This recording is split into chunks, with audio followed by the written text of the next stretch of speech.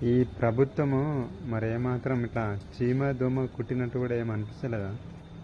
Ashok sir దీక్ష చేయబట్టి 10 రోజులు అవుతుంది. 2 లక్షల ఉద్యోగాలు ప్రభుత్వం ఏర్పడిన సంవత్సరం లోపే 2 లక్షల ఉద్యోగాలు వేస్తామని మాట ఇచ్చారు.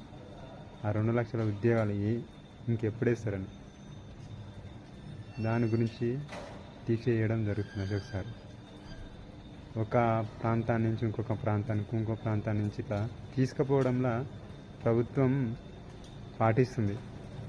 మరి 2 లక్షల ఉద్యోగాలు ఏవి? మరి అశోక్ సార్ దీక్ష చేస్తున్నాడు.